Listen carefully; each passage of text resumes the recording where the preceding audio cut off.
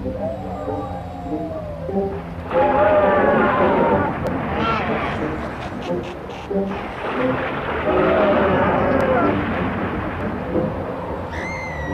Cinemassacre's Monster Madness. Okay, this is going to be a fun one. Today we have a double feature. In the 30s, Universal made 3 films based on the stories of Edgar Allan Poe.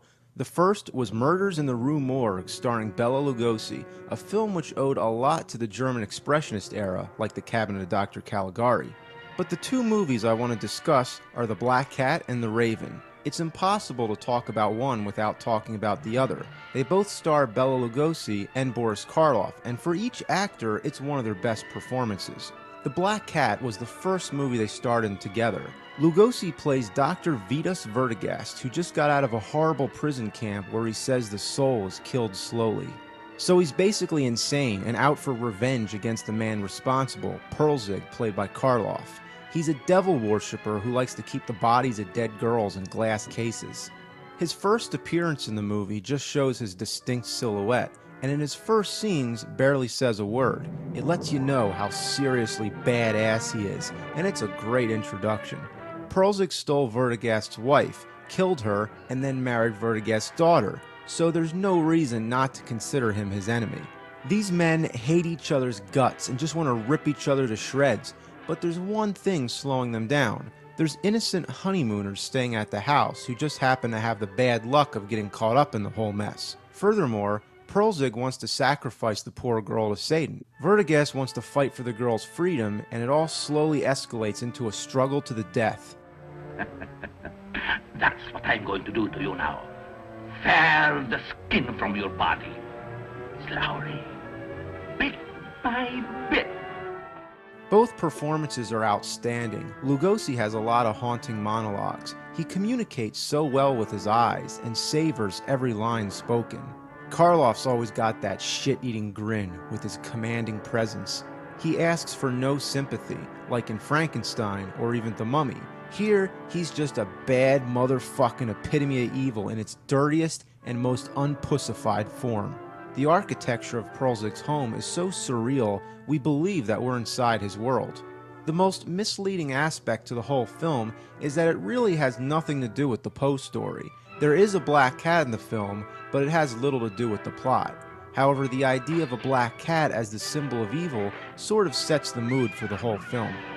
He has an intense and all-consuming horror of cats. With all its implications of torture, rape, necrophilia, and Satanism, it's no wonder why this movie was so shocking in 1934. Next came The Raven in 1935. Lugosi plays a surgeon named Dr. Valen, who's obsessed with the writings of Poe, particularly The Raven, again the symbol of death, which he describes as his talisman. Essentially, Valen is a hero. He saves lives. When a young woman Jane's brought to his care after suffering a near-fatal car crash, Valen is the only doctor skilled enough to save her. But with a great genius comes great ambitions. Valen falls in love with her. The father tells him to stay away and respect her happiness. But Valen feels betrayed, that they owe him for saving Jane's life. So what happens? He goes mad. All he wants now is to torture the father and the potential husband using a swinging axe. It's inspired by yet another Poe story, The Pit and the Pendulum. But to capture his victims, he enlists the help of a criminal named Edmund Bateman, and that's where Karloff comes in. Bateman wants the doctor to change his face. Valen agrees, but it's only part of his evil plan. He ruins half of Bateman's face and promises only to fix it if he helps him carry out his vile scheme. So it's like the roles are reversed. Like in Black Cat, both characters are bad, but Lugosi this time is the real villain. Both actors reenact some of their most famous trademarks. Lugosi's demented facial expressions, and Karloff even does the Frankenstein monster growl. The reason why this movie's worth seeing so much is because of Lugosi. He's at his best when he's playing over-the-top maniacal villains. What are you trying to do to me? Torture you. Oh, try to be sane, Valen. I am the sanest man who ever lived. But I will not be tortured. I tear torture out of myself by torturing you. I really think this is his best performance. Yep, even better than Dracula. He makes you feel what he's going through. He's not just a bad guy who does bad things just because he's evil.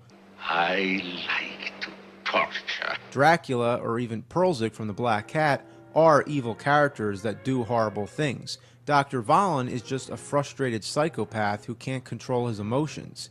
It doesn't justify the things he does, but it makes you accept that there's no limits to how over the top he can act. You just believe, sure, he's out of his mind.